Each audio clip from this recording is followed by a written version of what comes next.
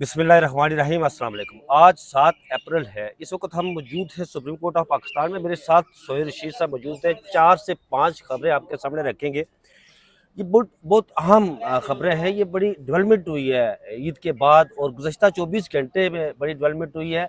और जो इमरान खान साहब से जो मुलाकातें हुई हैं उस पर, और इमरान खान साहब को एक ऑफ़र की गई, वो ऑफ़र क्या थी जिसे इमरान खान साहब ने ठुकरा दिया है। और फिर बिलखुसूस जो निश्तर हाल पेशावर में मुराद सईद की कॉल पर एक इकट्ठ हुआ था नौजवानों का, उसमें पैराशूटर के नारे भी लगे।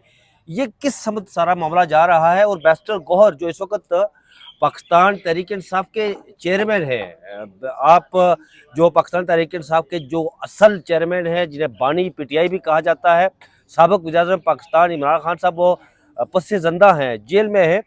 लेकिन जो बैरिस्टर गौहर ने आज एक स्टेटमेंट दी है जिसमें वो मकालमे की बात करते हैं और फिर दूसरी तरफ कुछ और भी कहते हैं, उनमें ये तजादात भी है। इमरान खान साहब की तरफ से एक इस्लामाबाद हाई कोर्ट में उनकी बेगम की तरफ से एक दरख्वास्त दायर की गई, और फिर एक इमरान खान साहब की तरफ से दरख्वास्त दायर की गई, जिसमें वो जो उस दरख्वास्त का अहम मुद्दा है, मतन है, वो भी आपके सामने रखेंगे कि उस दरख्वास्त में क्या कहा गया। फिर आपके सामने जो आज सुप्रीम कोर्ट ऑफ पाकिस्तान में बुनियादी तौर पर आज पंजाब हुकूमत को आप कह सकते हैं कि सुप्रीम कोर्ट ऑफ पाकिस्तान ने ठेंगा दिखाया है आइन और कानून के मुताबिक। वो क्या ठेंगा दिखाया है? Justice Shahzad Malik supreme court of Pakistan में जब आए तो उससे पहले वो लाहौर हाई कोर्ट के चीफ जस्टिस थे, वो फैसला बरकरार रखा गया है। ये तमाम तर जो खबरें हैं इस पर आपके सामने डिस्कशन करेंगे। मेरे साथ सोहेल रशीद साहब मौजूद है। अच्छा नाज़रीन, एक और आम खबर जो इस्लामाबाद हाई कोर्ट में जो इख्तियारात की तकसीम के हवाले से, जो जजेस की इख्तियारात की तकसीम के हवाले से उसमें एक बार फिर तनाज़ा उठ खड़ा हुआ है। वो तनाज़ा क्या है? जस्टिस मोहसिन कियानी और जस्टिस जस्टिस सरदार इजाज इसहाक खान एक केस की समाअत कर रहे थे। वो आईनी और कानूनी निकात उसमें उठाए गए हैं। कायम जस्टिस सरफराज डोगर, वो उनको सबक पढ़ाया गया है इन दोनों जजेस की तरफ से आइन और कानून का, वो भी आपके सामने रखेंगे कि वो असल मामला क्या है, वो मुद्दा क्या है। सोरेशी साहब, बात शुरू करते हैं हम। आपको ईद मुबारक। खैर मुबारक जी, आपको भी ईद मुबारक। हाँ, गुज़श्ता ईद मुबारक। आज तो चले 7-8 दिन हो गए, अभी चल रहा है। हम उसके बाद पहली बार हाँ, पहली बार इकट्ठे हुए। सोरेश साहब, बात कहाँ से शुरू करें? उस तनाज़े से जो इस्लामाबाद हाई कोर्ट। सारी बातें छोड़ें, हाँ। मुझे एक सवाल का जवाब दें। कहते थे कि जनाब बड़े तूफान उठेंगे, ईद के बाद तहरीक उठेगी, तहरीक इंसाफ उठाएगी। तहरीक इंसाफ के अंदर एक लड़ाई लड़ाई लड़ाई। मैं ईद के दिनों में तो ज्यादा आपको पता है बंदा टच नहीं, लेकिन जब देखा है, टीवी देखा है, कुछ देखा है, ये एक दूसरे के ऊपर जो गन्ने ताने हुए फायरिंग हो रही है। अली मीर गंडापुर अपने साथियों के बारे में अचानक इंकशाफात शुरू कर दिए, उनके साथी उनके बारे में बयान शुरू, सलमान अकबर आजाद साहब, जुनैद अकबर साहब, पीटीआई से फासले पे मौजूद पीटीआई वाले फवाद चौधरी और शरफ मरवत भी इंटरव्यू दे रहे हैं। आजम स्वाति साहब के ऊपर वो एस्टैब्लिशमेंट का पैगाम लेके जा रहे हैं। उधर से जनाब शिबली फराज के ऊपर ये आपस में जो ये चौमुखी लड़ाई शुरू हुई है, ये आपने क्या करवाया ईद में? असल में सोहेल साहब, पता है मामला क्या होता है? वो मामला ये होता है, अगर आप तारीख पढ़े ना तो उसमें ये कहा जाता है ना कि जो मुंतशिरुल ख्याल, वो इंसान हो या लीडरशिप हो, कोई भी हो, वो समरबार उस वक्त तक नहीं होती जब तक उनमें कामल यकसुई ना हो। ये जो बाहर लोग बैठे हुए हैं ना, अब देखिए जो असल लीडर है वो तो पसे जिंदा है, पिछले 22-23 माह से वो जेल में है, अडयाला जेल में। लेकिन यहाँ पर जो बाहर लोग बैठे हुए हैं, ये जब खान साहब के सामने जाते हैं तो वहां जाकर ये अपनी बात बात की बोलियां बोलते हैं, और वहां पर जाकर ये नंबर टाकने की कोशिश करते हैं, अपने नंबर बनाते हैं। जी मेरी गल हो गई उहदे नाल, मेरी गल उहदे नाल हो गई। और फिर इस सारे मामलात में जो मुराद सईद का कल जो कॉल आना, और फिर वो निश्तर हाल में लोगों का इकट्ठा होना, पैराशूटर के नारे लगाने, ये नौजवान जो है ये अपने जो क्यादत है, कंप्रोमाइज क्यादत, उन्होंने बरमला इस बात का कहा। यार उन्होंने तो आजम स्वाति को कहा ये तो एस्टेब्लिशमेंट का मोहरा है, ये तो नारे लगेगा। आपको मैं बताऊं, मुराद सईद का वापस एक्टिव होना, आपको पता है मुराद सईद रुपोश है बड़े तवील अरसे से जी। और मुराद सईद आए तो पहले दिन उन्होंने वीडियो पे क्या कहा जी कि अलीमा आपी और ये सब लगाएंगे कैंप, तो उनके साथ आपने जाना है। यानी कहीं ना कहीं इनका राब्ता उधर से हुआ है। इमरान खान ने अंदर आखिर कोई जायजा तो लिया है जी कि इतने हर पीटीआई का बंदा आके मुझे अलग पट्टी पढ़ा रहा है, फलां तेरे खिलाफ ये कर रहा है, फलां ये कर रहा है, फलां ये कर रहा है। तो मेरा ख्याल है इमरान खान ने अपना पार्टी को छोड़ के एक बाएतमाद चैनल अपनी बहनों के जरिए अपने बाएतमाद साथी जो पार्टी के जो रुपोश थे उन तक पहुंचाया कि भाई आपका वापस सामने आने का टाइम हो गया, खामोशी खत्म करें और ये पार्टी के मामला हाथ में लें। ये तो बाहर मुझे लगता है कुछ और ही शुरू हो चुका है। तो इमरान खान को अब मेरा ख्याल है पीपल्स पार्टी और नून लीग के लोगों को इतना कोई तशवीश में मुबतला होने की जरूरत नहीं है कि वो कभी बाहर आया तो क्या करेगा, उसको तो आके आप अपनी पार्टी से अच्छा खासा निपटना है। कि ये जो सारे लोग करते रहे, हर बंदा जाके, यानी इस वक्त बहस क्या चल रही है, कोई लोग बाज लोग तो कहते हैं ये चैम्बर्स की लड़ाई है आप के मुख्तलिफ चैम्बर्स के वकला हैं जो आप पीटीआई के लीडर्स बने हुए हैं और वो आपस में उनकी जाती रंजिशें इतनी गहरी हैं कि वो एक जगह पे इकट्ठे बैठ भी नहीं सकते। इसमें मतलब कहने वाले तो सलमान खान राजा को भी गुंजाइश नहीं देते, जबकि मैं मार्जिन देता हूं, ठीक है, कि वो शायद कुछ और वसी सोच रहे हैं, वो बड़ा एक नेशनल लेवल की चीज लेकर चलना चाह रहे हैं। लेकिन जाहिर है सियासत में उनकी अभी तजुर्बे और सारी चीजों के ऊपर सवालात अपनी जगह पे मौजूद है। लेकिन पाकिस्तान में जो मुरवजा सियासत है वो कोई इतनी आइडियल भी तो नहीं है ना कि जी आप घुमा फिरा के बातें करते रहें। लेकिन एक तो खबर मुझे ये निकलती हुई नजर आ रही है कि मुराद सईद अकेले नहीं है, बाकी भी इस तरह के लोग एक्टिव होंगे और ये चीजें आपको नजर आएगा कि जो एक कारकुनों में तशवीश फैल रही थी कि जी हमारी तो क्या आपस में दस्तों गिरबां है, तो उसको उन्होंने काउंटर करना है।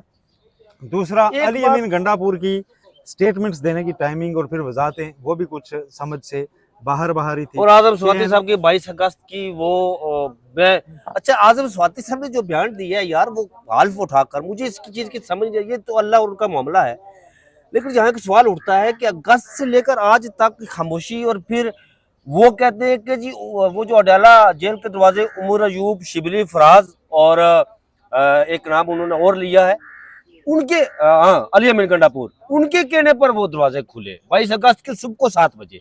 यार ये तो पुरानी बात है सर, तब खुले तो थे ना, किसी ने तो खुलवाए थे ना, मोहसिन नकवी ने खुलवाए होंगे, ठीक है, खुले तो थे ना, ठीक है, खुलते रहे हैं, ठीक है, ये राब्ते तो होते रहे हैं, छुट्टी वाले दिन मुलाकातें भी होती रही हैं, बाज़ मुलाकातों वाले दिन। बैरिस्टर गौर ने आज इसकी तस्दीक भी की है। बैरिस्टर गौर ने खैर एक अलग किस्म की कंफ्यूज स्टेटमेंट दी है। वो कहते हैं जी कि एस्टेब्लिशमेंट से मुज़ाकरात जो है ना बामानी, और वो उसमें ब्रेक थ्रू होना चाहिए। साथ ही वो कहते हैं कि अपोजिशन इत्तेहाद की आज अहम मीटिंग है और इस हफ्ते मौलाना साहब ने भी 15 अप्रैल तक का वक्त लिया था कि हम अपनी मस्जिद से अमला में मुशावरत करेंगे और उसके बाद साथ आएंगे, तो उम्मीद है कि उधर भी ब्रेक थ्रू हो जाएगा। अब मेरा ख्याल है गौहर साहब चेयरमैन पीटीआई हैं, तो उनको ये बात तो अच्छी तरह से पता होना चाहिए कि जेयूआई चाहती क्या है। इन दो ब्रेक थ्रू में से दोनों एक साथ नहीं हो सकते सर, जो आप कह रहे हैं कि इधर से भी हो उधर से भी हो। जेयूआई के कामरान मुर्जा टीवी इंटरव्यूज में आप बरमला ये कह रहे हैं, वो कह रहे हैं जी कि पीटीआई को सबसे पहले हमें यकीन दहानी ये करानी है कि आप जो हमें साथ चाहते हैं तो तहरीक क्या वाकई चलानी है, या उसके बाद भी आप कहेंगे कि हमारा ब्रेक थ्रू हो गया और हम जा रहे हैं, ब्रेक थ्रू पहला एतमाद को तो फुकदान ही है। तो गौर साहब ने आज भी दोनों बातें की हैं, ये जो दोनों चीजें होंगी। लेकिन जो बात करने की है कि वो इस वक्त देखें सियासी लेवल पे डिस्कस क्या हो रहा है, पीटीआई के इख्तिलाफात क्यों, क्योंकि पीटीआई ही इस वक्त सियासत अमलन कर रही है, ग्राउंड पे जो कारकुनों को भी इंगेज कर रही है, कर रही है। नून और पीपल्स पार्टी तो हुकूमत कर रहे हैं ना, वो तो हुकूमत है। जमात इस्लामी तो बेचारी फलस्तीन वाले मामले पे कॉल्स देती रहती है, ठीक है, उसका तो एक अपना रुख है। तो बाकी जो पाकिस्तान में इस वक्त सियासत या कारकुन लेवल पे एंगेजमेंट करके अपने अपने ग्रुप शो करना, अपनी लॉबिंग करना, अपनी पावर शो करना, ये कब शुरू होती है? जब पार्टी के अंदर लगने लगता है कि हमारी कोई दोबारा इक़्तिदार की राह हमवार हो सकती है। दैट इज द न्यूज राय साहब। ये इनको किसने बताया, कैसे लगना लगा इन्हें? मैं आपको बताता हूँ। एक खबर ये है कि जो अभी हम ऑफ वहाँ बैठे हुए, ऑफ कैमरा बैठे हुए ये बातचीत कर रहे थे, ये डिस्कस भी कर रहे थे कि जो आप कह रहे थे ऑन द टेबल वाली बात, ईद के दिनों में जो अमेरिका से लोग आए थे वो यहाँ पर साहब वाकई आए थे यार। ये सोहेल वड़ाच साहब ने अपने कॉलम में लिखा है ना, सोहेल वड़ाच साहब को क्रेडिट देना, क्योंकि उन्होंने वड़ाच साहब के कंधे बड़े मजबूत तगड़े, उनके कंधों पे ये खबर आई है ना, तो उनके कंधों पे ही रखे रखे। उन्होंने ये कहा, कंधों पे मत ले। उन्होंने ये कहा जी कि वहां से लोग आए, उन्होंने मुलाकात की इमरान खान साहब से, जी कॉलम में लिखा है, बस इनका कहा सुना उन पे है जी, ठीक, उन्होंने कॉलम में लिखा। और फिर मैं अगली बात सुने, पाकिस्तानी डॉक्टर्स की बात है, फिर अगली बात सुने ना, अगली बात सुने, उन्होंने अगली बात सुने। उन्होंने कहा कि इमरान खान साहब को बनिगाला शिफ्ट होने की ऑफर की गई, लेकिन एक शर्त, वही पुरानी ऑफर, एक शर्त के साथ। वो शर्त ये थी कि जो सोशल मीडिया है पाकिस्तान तहरीक इंसाफ का, उसको कंट्रोल करना है। अब ये सोशल मीडिया इमरान खान साहब के कंट्रोल में है? नहीं, पीटीआई अब सोशल मीडिया के कंट्रोल में है। पीटीआई सोशल मीडिया के कंट्रोल में है, क्योंकि एक जो नैरेटिव बना ना इतनी मेहनत से, अब वो नैरेटिव इतना बड़ा हो गया है ना कि उससे जो पीटीआई का इधर उधर होता है ना, उसके खूब लते लिए जाते हैं। तो आप किसी भी पीटीआई के लीडर्स को इधर दिन को सुप्रीम कोर्ट में फिर रहे होते हैं, रोक के पूछ रहे हैं, वो कहते हैं भाई हमारे हाथ में कुछ नहीं है। हम अब वो जो नैरेटिव बन गया, वो नैरेटिव मैं पब्लिक जो सोशल मीडिया से आता है उसको लेके वो हमें चल रहे हैं साथ। तो बेबसी तो है। आपको पता है 26 नवंबर के एहतजाज में क्या देखा था? जी, यही देखा था ना कि अली मीन गंडापुर के कंट्रोल में लोग नहीं थे। वो उसकी गाड़ी के आगे लेटे हुए, वो कह रहे थे ये वापस जा रहा है। अली मीन गंडापुर पर एतबार करने को तैयार नहीं थे।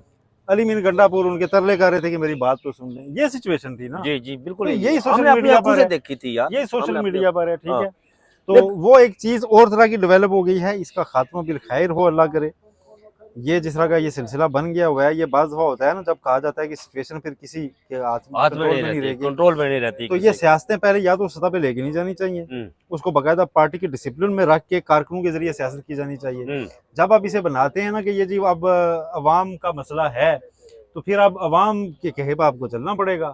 ठीक है, और अवाम को या तो पहले समझाना पड़ेगा कि अगर हम जितना हमने आपको कहा था कि इस सतह पे जाना है, उतना अगर नहीं जा रहे तो उसमें ये हमारा मुल्क का मफाद है यार। ठीक है, तो फिर ये चीजें होंगी। अब वो इमरान खान के लिए भी मेरा ख्याल है वो चीजें एक भारी पत्थर बन गई है। ठीक है, अब वो कोई भी ऑप्शन जो उनके सामने, जिस आप कह रहे हैं सोहेल वड़ाई साहब ने रखे हैं, उनमें से अगर वो लेते हैं तो वो लाजमी सोच रहे होंगे साथ के मैंने 2-3 साल जो बयानिया बनाया है, वो बयानिया इस ऑप्शन के साथ किधर जाएगा, वो इस पर जोर गौर कर रहे होंगे। तो कोई ऑप्शन नहीं अगर वो लेते तो वक्त गुजरता जाएगा। लेकिन एक बात है सोहेल साहब, मैं जो आपने नौजवानों की बात की थी, ये बात करके तो फिर अगली खबर की तरफ आते हैं। वो नौजवानों की ये बात की थी आपने कि पाकिस्तान तहरीक इंसाफ का जो नौजवान, एक जो फर्क मैंने देखा है वो ये है कि दीगर जमातों के और पाकिस्तान तहरीक इंसाफ के जितने भी इनसे एफिलेटेड जितने भी नौजवान है, यूथ है, उनमें बड़ा फर्क है। दीगर जमातों को, पीपल्स पार्टी हो या नून लीग हो, उसका नौजवान अपनी क़यादत पर तनकीद नहीं कर सकता, ना सवाल उठा सकता है। लेकिन तहरीक इंसाफ पीटीआई का नौजवान अपनी क़यादत पर तनकीद भी करता है और सवाल भी उठाता है। ये फर्क है जो मैंने पाकिस्तान पीपल्स पार्टी, नून लीग के से जो उनसे एफिलेटेड नौजवान है उनकी यूथ में और पाकिस्तान तहरीक इंसाफ की यूथ में, ये डिफरेंसेस मैंने देखे हैं। जो आप चले जाए ना, थोड़ा जहन को पास में ले जाएं, किसी क्लासरूम में ले जाएं जहाँ पे ये कम्युनिकेशन स्टडीज़ वगैरह में पढ़ाया जाता था। बेसिकली कि कोई चीज़ आपने नया आइडिया, नई प्रोडक्ट मार्केट में लॉन्च करनी है, उसकी मार्केटिंग या उसके एड्स कैसे होंगे और कैसे लोगों को आप वो करेंगे, तो उसमें एक कैटेगरी पढ़ाई जाती थी जो लोग अर्ली अडॉप्टर्स होते हैं जी, जो नए आइडिया को जल्द अडॉप्ट कर लेते हैं। ठीक है, या वो एक नई चीज़ चाह रहे होते हैं। ठीक है, कि आए कोई ऐसी इनोवेटिव होती है, इनोवेटिव। ठीक है, तो उनको आपने पहले हिट करना होता है जी, उनके हिसाब से आपने कैंपेन। पीटीआई में वो लोग शामिल हुए थे जिनके वालिद या पीपल्स पार्टी में थे या नून लीग में थे। तो यानी ये वो वाले लड़के हैं, ये वो वाली लड़कियां हैं, ये वो वाले नौजवान हैं जो एक नया आइडिया को किसी भी वक्त कबूल करने की लिए तैयार होते हैं, जिनके जहन आमादा होते हैं, और अगर उनको लगे कि नहीं ये चीज़ ठीक नहीं है तो वो एक नए मजीद आइडिया को लेने को तैयार होते हैं। लेकिन नया आइडिया बशर्ते कि उतना जानदार हो। ठीक है, बिल्कुल ऐसा ही है। तो इसलिए वो क्वेश्चन करते हैं, वो कहते हैं जी कि नहीं हमने तो ये प्रोडक्ट खरीदी थी, अब आप इसमें से देखें डंडी ना मारें, ये प्रोडक्ट वैसा ही डिलीवर करे। ठीक है, अब वो प्रोडक्ट की आपने मार्केटिंग अगर ऐसी कर दी हुई है कि जो आप सर्वाइव नहीं कर पा रही, तो क्या वहां से पीछे आना बड़ा मुश्किल। ठीक है, वहां से आप पीछे आप खुद आप लोगों को कहेंगे कि नहीं हमने तो प्रोडक्ट आपको भेजी, ठीक है, इससे आग भी लग सकती है, लेकिन ये फंक्शन फिलहाल आप यूज ना करें।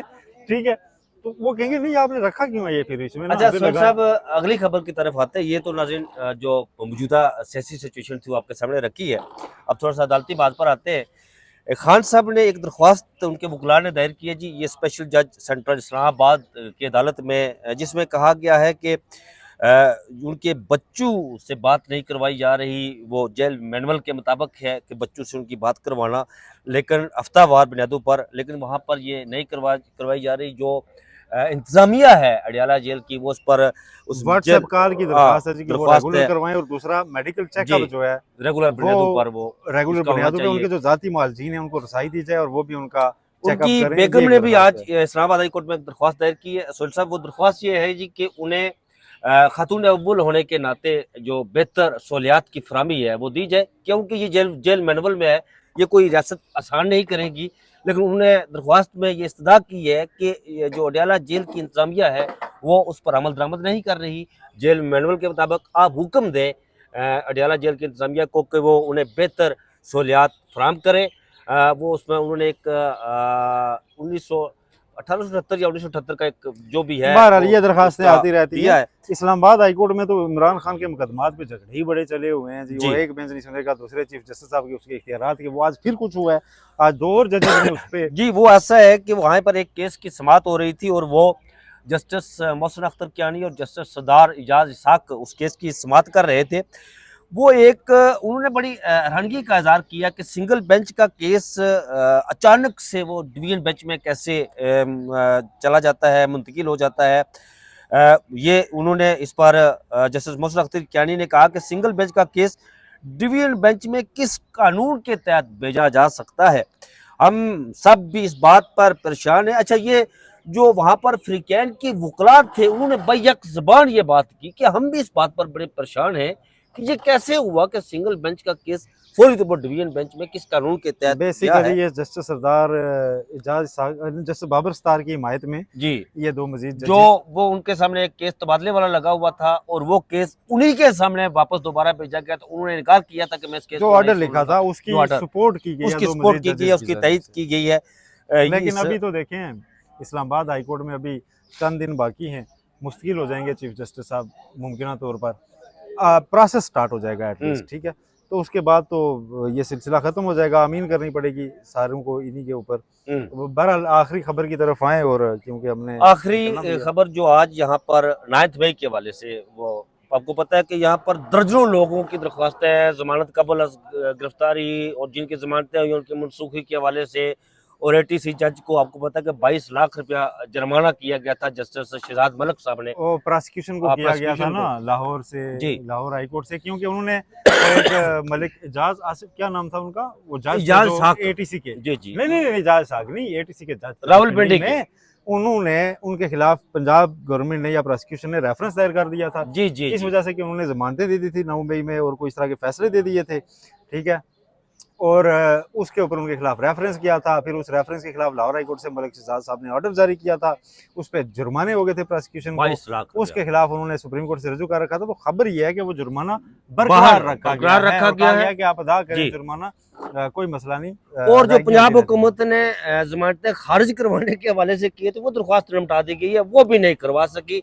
और आज चीफ जस्टिस यहिया अफरीदी ने वो केस कल फैसले बाहर कल होने हैं, उसके लिए कल उन्होंने रखा है। तो नाज़रीन, अब तक के लिए यही था जो हमने आपके सामने रखा है। मुझे और सोहेल रशीद साहब को दीजिए इजाज़त, अपना बहुत सा ख्याल रखिएगा। अल्लाह हाफिज़।